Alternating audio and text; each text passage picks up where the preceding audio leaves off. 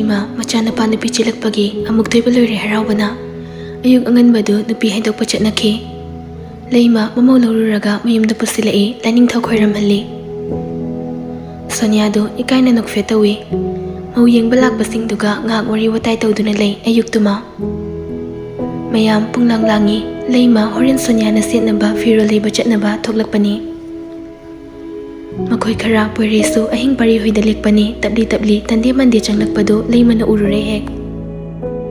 Leima na halaba ahing yumda ganjilakteba nangamako nanaw nupani hen nagyan tai nang wakal khanjo ima na haisini. Ima bune wayam nganghan kanuko ima gi sana. Poireina hauradamni aina somda matha ama sarise khangbibaga nate. Nate nang na karam mathano sadoise. Ha saningai kisu leite ikaidro nanaw nupagi mamangda. Ikaibide imana imo mau na haibado. Adugi akhoi henbana khangbadai pusilaini. Poirei fat imung changki Leima su makha tarudre. Ihengoi naw jasi thenki nabani law. Hemana iche kanade akhoi poirei se nupi aphaba masak mato phachakraba ma leiri. Mahisu matik chana hiraba maralsu paikheli bizani. Imungdo nungai fabada likai du dai naribani. Ima maduko nainasi law chase. Somda malemna nate nang haidubu chumbrabai. Henbana jumli ai ke haidunu khangdri. Henba yetlaroi dai mana nungai sagadaba mafumda chatkiba luhongkibada ai kisum hairoi. Adubu mana hibulana ukiba adumadi ai mabu waroi. Sunilna yarise kashu khalurano aduga na khoini gi laibakta asumna thotam lambaini khando. Ichanen toisu phataba nate nangni luhonglabani. Sylvia nang kisu hairano. Henbana aidi kay haidunu khangdri malem nang busu nukshi aduga aigi tamogi thamoibudi thukai ningde.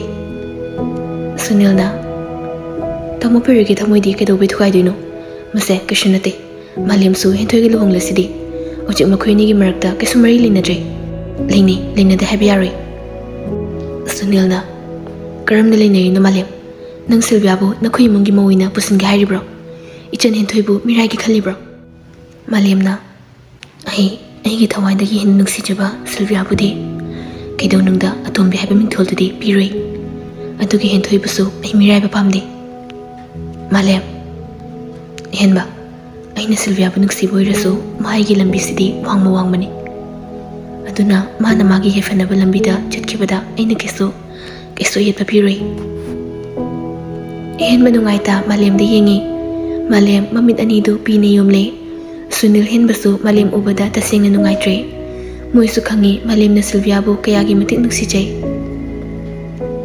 Malem nupi macha amagum hiki kap thore ai khangi aina aigi thawai bu ithokuna thamkhibani pangdaba misak am oirubani aina pangdaba nupa oirubaini ngasi aigi Sylvia bu inhaktagi lapna leiribasi nupa thokludaba pangdaba misak am oirubaini aidi micheni aidi mirotni.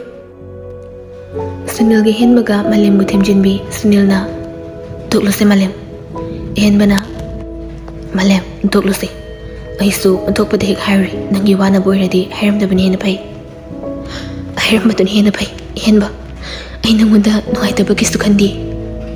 Sunilna as yareba sumashum toro lerodora khoiba henba nungsuna tudo nungairamare jasayumda. Henbana as ikaw bu kaw thokluridi malem akhoi chatlege ko chatlo phasana malem phasana leyo ko akhoi chatle. Malem nukfet tawna makuk tunomi thoina Selicha lao mama listen birage noi chacha su listen jarsan lao. Selicha na ma aisu phasana ke biu ko ke thoke macha thoise. Sylvia na aidi yam tale chatpase chatludradi nungairi inhena phasana haijarami dudi madubudi. Selicha na mama phone lai tu chachage thoina kananu ne phone tori duba imaro. Sylvia phone duda haifet yenglaga machinda murum soli kaino sum kai haidinoi ba kanano hairaga kaino amuk mangli duba. Sylvia lala tawna Kaino ni iche. Ima ni nati ima na bini. Ho do phone do kay haino payo dana. Hoi. Magi kada laktuna phone do paikatli. Kaino. Puirina. As hek pairak paga talaw khalai he. Nati kaino ba. As iPhone do base paidri se kai chaluge. Is kaino sorry duna. Sawa nati da sum kedarba.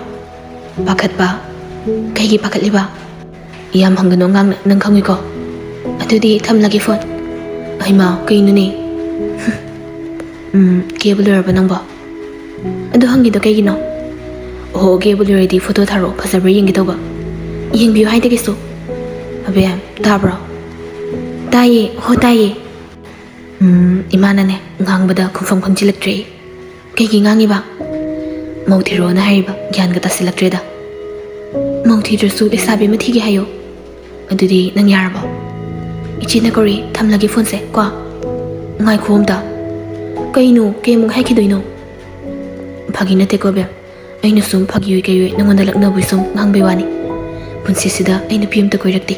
Koigi haina su khande. Koi budi laidana pm ta ga. Thawing ki unsinaraga wari saraktri. Nungsi pami na haki basu leitri. Kanam dada ay nungsi haki basu leiti. Sylvia tuminatai. Nang nahan mani sumay na ina wari sabasi. Nang lana kanuko ingonda. Aina sum chabing ang basida nang nalana kalambayay. Ainat abasu paurambayay. Tama. Phone se thamlagi ko pasana chalo ngosinaga no. Sylvia parida wahem ta haiba nang hauda fatka kre.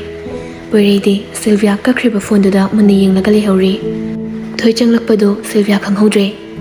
Ngasi parigi marau leiba icham chamba wahi duna. Sylvia nungai fam khanghandre. Thoina Sylvia tabromi chasi haudore lao. Hoichi thomo ai thoklagi. Thoi hai fit Sylvia da yenglam laga chatke. Sylvia su karibu khalurabano photo makhak nokfeto nakapaga puri ta thazilai. Aduga masu thoklai somda lei mohoi mangonda punglanglang leiri. Maudubu thoklo hayune thengkini ne noibo. Leimana thenguyi yani deje.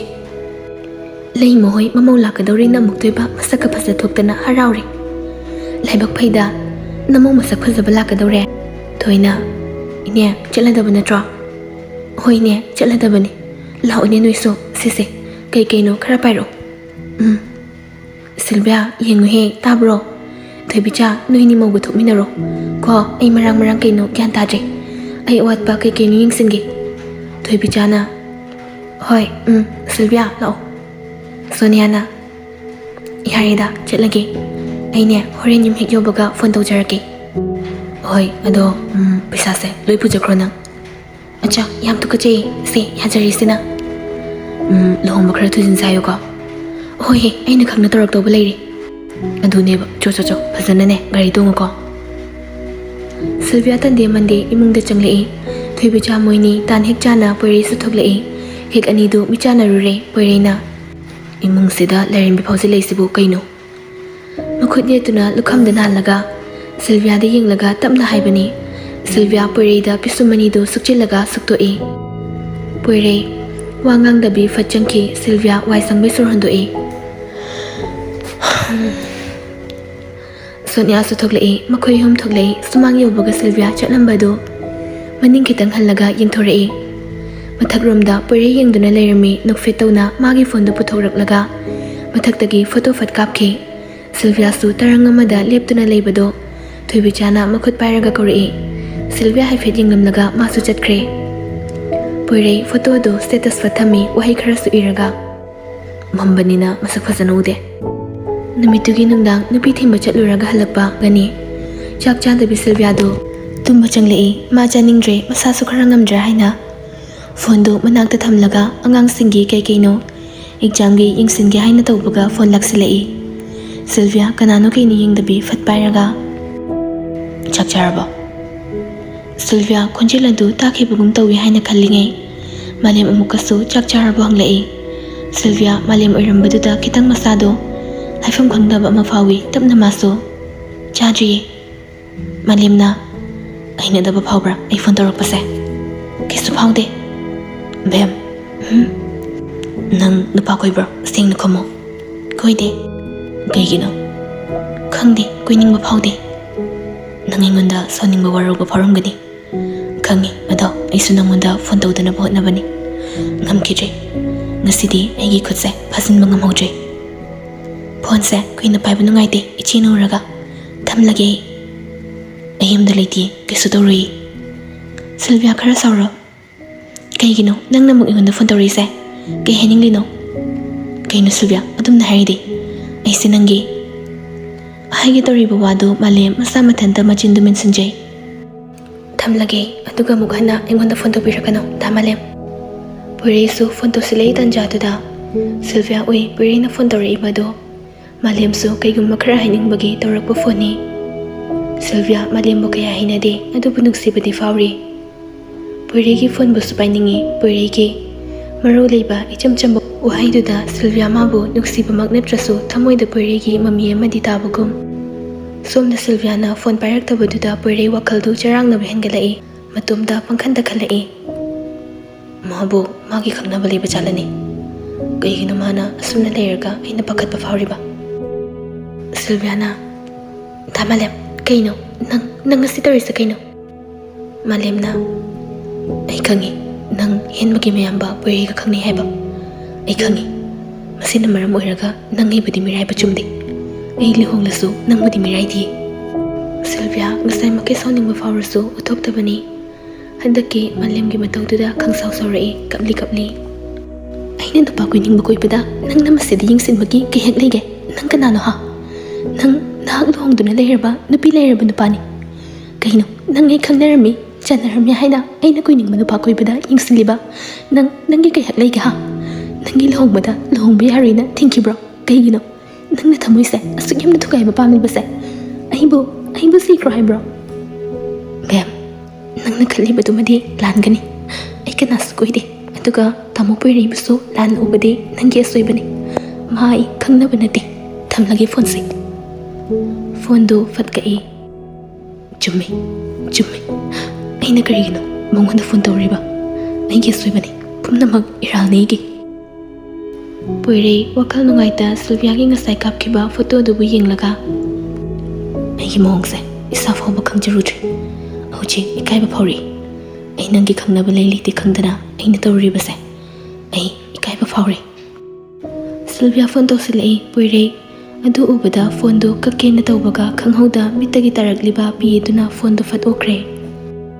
Sylvia puirei wa mata ngangnade tumin leinei anima kai hena doino khangnadre.